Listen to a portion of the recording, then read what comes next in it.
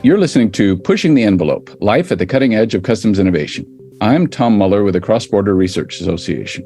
On this show, we explore the frontiers of customs creativity in conversations with customs and logistics experts, technology innovators, research scientists, and other leaders in the field. Industry insiders call this show the Pencast because it's part of PenCP, a network for boosting customs innovation funded by the European Union under the Horizon 2020 program. Today, I'm speaking with Professor Jose Luis Perez Diaz, a professor in mechanical engineering at the Universidad de Alcalá and coordinator of MELCHIOR, a Horizon 2020 funded project that aims to detect rapidly drugs, explosives, weapons, and illicit goods that people have concealed on or inside themselves using a range of novel and non-contact technologies. This is a little different from our usual conversation on the Pencast, which normally features aspects of the PenCP project. But I think the clear parallels between the two projects and their shared aim to enhance customs innovation through novel technologies will make this conversation very much on point for the Pencast as well. Professor Perez Diaz, thank you very much for joining me on the show today. Welcome. It's my pleasure to be here. Could you tell us a bit about yourself and your university and your background in EU framework program projects? Well, I'm the full professor of mechanical engineering in University of Alcalá. University of Alcalá is, let's say quite ancient because it was founded in 1498 by Cardinal Cisneros. And essentially, this university has been evolving during these centuries, but it was up to the last 10 years that we have mechanical engineering in this university. So it's really a new discipline in this ancient university. And I'm proud of being the first full professor in this area. And we have been working during the last years in different security projects. Well, projects related with space, projects related with nanotechnologies, projects related with CBRA and decontamination, like the Counterfeit project that was awarded last year as the best project in security by the DG Home. And that has led to the foundation or corporation of spin-off company. And quite recently, the Mesmerize project, and after that Mesmerize project is MELCHIOR project related to border security and detection of items. I see. And MELCHIOR started last September, is that correct? Yeah, correct. We started last September, and it will last for 3 years. If 10 years ago mechanical engineering didn't exist at your university, it sounds like you're in the enviable position of, or difficult position of creating your own workspace. Well, it's a sort of opportunity because indeed you are free to select what are the most interesting or the most exciting fields where you can apply all kind of multidisciplinary knowledge. In fact, I'm a physicist and also mechanical engineer, so I try to get the best from the, let's say, the interfaces between different disciplines, and also in these projects, I try to engage and to involve all kind of colleagues from, for instance, from the health and medicine faculty, or from the biologists, or different disciplines that may join and that are really fruitful. So interdisciplinary work and bringing different fields together in creative ways is part of a central part of what you do at the university, but I would imagine also a central part of what you need to do in these EU-funded projects. Is that correct? Absolutely. That's something that I think it's the most interesting aspect of this project, because you join all kind of partners from different countries with coming from different disciplines, and when you merge all together and mix them very well, the result is something that I think is really really productive. I mean, for instance, in MELCHIOR, we have the Technology University of Munich and the University of Alcalá from Romania, that they are both experts in acoustics and in, let's say, in sound scattering. We have experts from microphone in sensors, in acoustic sensors. We have the guys from San Jorge Tecnológicas that are experts in creating prototypes from scratch and let's say, mechatronic devices. We have experts in artificial intelligence. We have, let's say, our end users and the CBRA association that are really providing not just that they are going to test the devices, but they are providing their needs and providing their point of view, and providing quite useful points of, let's say, aspects or points of not just view, but also, let's say, issues that may arise, or how the procedures apply, or how they would be improved or not. And that's something that it's really interesting. We have also on board experts on terahertz, like the CEA in France, or in millimeter waves from the University of Oviedo in Spain as well. And we have experts in MICAM, that is a small company from Ireland, that they are experts in anti-blast construction and anti-blast devices. We have the INTA, that is the research center from the Ministry of Defense in Spain, where they have the facilities to test this anti-blast capability, and they are going also to test the efficiency of the device. So as you can see, there are a lot of different abilities, capacities, and backgrounds that really are quite fruitful when you merge all together and create this sort of team. Sounds like a lot of fun to put this team together. It also sounds like a major challenge to manage a team of this disparate abilities, different aims and missions. What is that job like? What does it require? Yeah, sometimes it's like you have to take your stick and start just showing that everything has to be done in time and so on.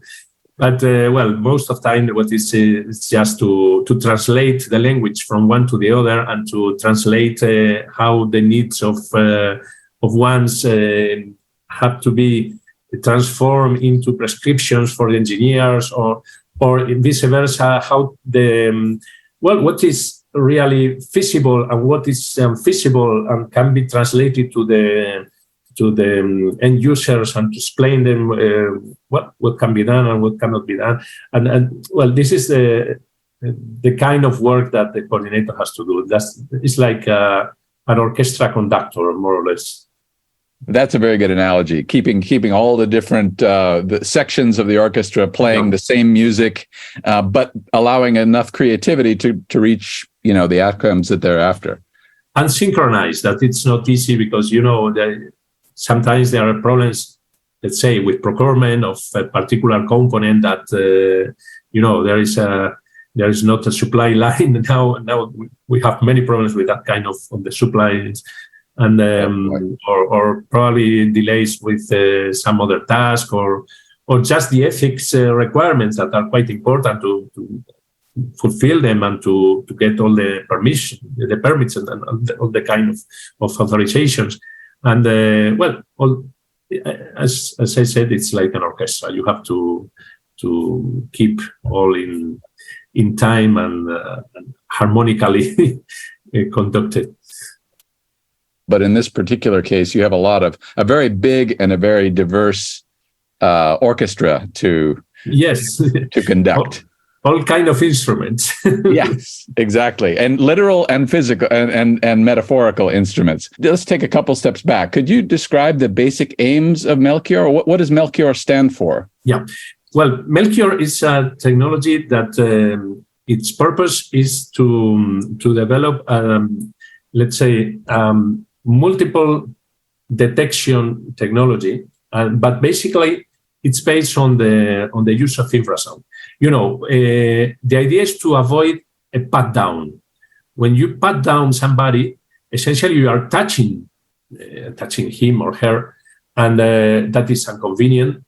It's unpleasant, absolutely unpleasant for both for the officer and for the inspected person, because it's your intimacy is compromised. So the idea is to prevent that pat down, or to minimize the number of cases in which that pat down is eventually needed, and that is using the same principle of the patting down.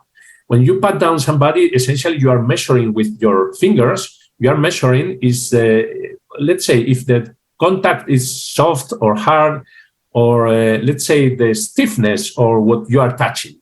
It's like the mechanical properties of what you are touching and you are probing.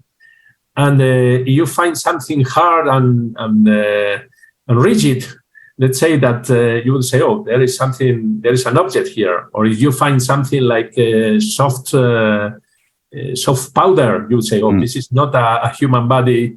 This is not a normal human body.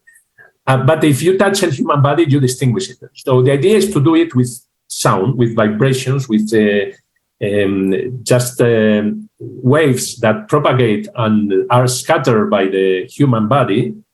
And from the reflection or scatter waves, we get the information to distinguish, let's say, the same kind of information that you distinguish when you are patting down. It's a sort of non-contact patting down. We can say that essentially that's the idea. This would be complemented or let's say, improve with the use of millimeter wave or terahertz at particular sites or critical positions, or just to improve the reliability or the efficiency of the system. I see. So in very, very simple layman's terms, you're creating models of what the quote unquote normal human body looks like from an acoustic propagation point of view, and then so that you can then determine anomalies at various points in that body that might signal the presence of illicit materials, explosives. Let's say that we sound different if we have items on us than if we don't have. It's like a bell. If you attach something to a bell, it doesn't sound in the same way. In the human body, it's exactly the same case. You doesn't sound in the same way. Oh, that's a fascinating analogy. So in a sense, you're sounding the human body like a bell, and if something's attached to it, it's not going to produce the same end result. We could say that it doesn't sound to a human being. It sounds to something else. Right. And the challenge, if you're going to do it in real time or as swiftly as possible, is to have the nature and the location of the anomaly identified as quickly as possible. Is that correct? Yeah, well, not exactly the position, but let's say the region where it may be. Let's say we can say maybe legs or trunk or arms or whatever. Not exactly the position, because there is let's say a limitation in the because of the wavelength of the sound. But let's say this is not scanning. We are not creating any image of the person, so it's completely respectful with the intimacy. That's an important point, because we are respecting the intimacy of the person, not only because we are not touching them, but also because we are not creating any explicit image of the person. But yes, the idea is that they sound different. If you have something attached, you have an explosive, a belt of explosives attached to you, you sound different than if you are just with clothes or something normal. And if is the aim also to narrow down quickly the types of anomalies? I mean, there's obviously a different sound from drugs to explosives to a weapon to. Is that a sort of a set of data, a database of different? More or less. Let's say that you would know if there is something heavy and metallic or something like powder. You will not be able to distinguish if that powder is flour or it's cocaine. But indeed, there are no not many people concealing flour under the clothes.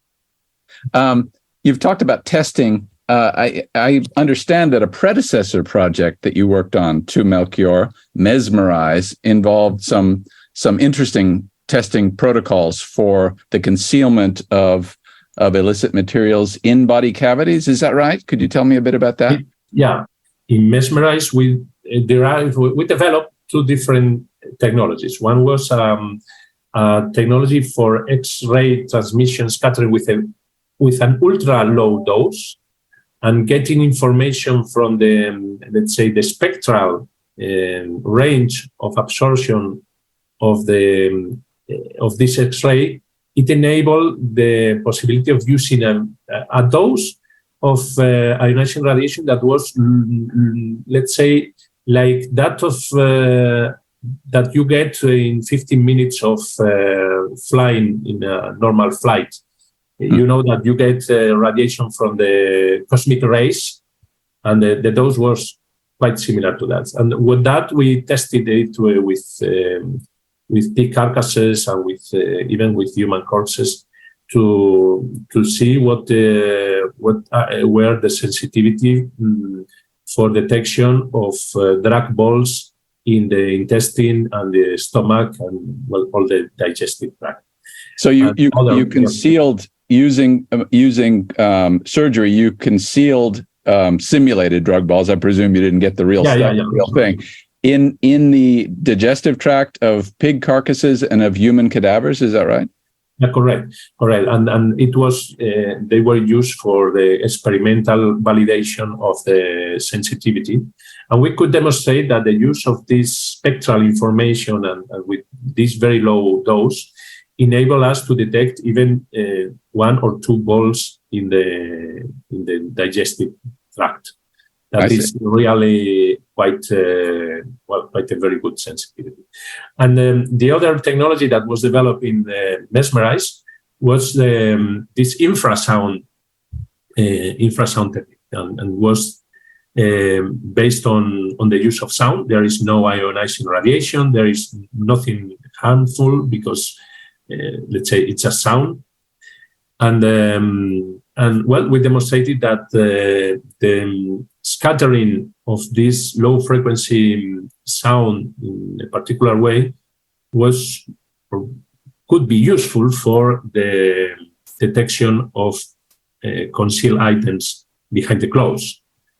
So even if you have a thick cloth, the low frequency sound penetrates up to your skin, and the reaction of the skin is different from the reaction of, let's say, a belt of any material, or if you carry a gun or things like that. Why did you use pig carcasses? Why didn't you just use live pigs? Yeah, because they chew everything. So they are wiser than humans. Let's say that to swallow a drug ball is something really risky.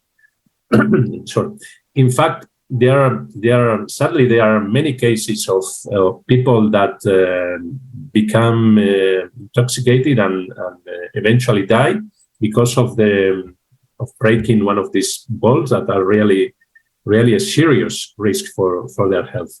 So, in fact, a pig chews everything, so you cannot make them to swallow a ball to simulate what the smugglers do with these balls. I see. So pigs are more intelligent, and they would be very lousy drug mules, as it were. Yeah, for sure. They would reject to be guinea pigs. Yeah. This concludes the first half of my Pencast conversation with Jose Luis Perez Diaz, Professor of Mechanical Engineering at the University of Alcalá. Tune in next time for the second half of our talk about his fascinating work with Melchior, Mesmerize, and other EU-funded Horizon projects.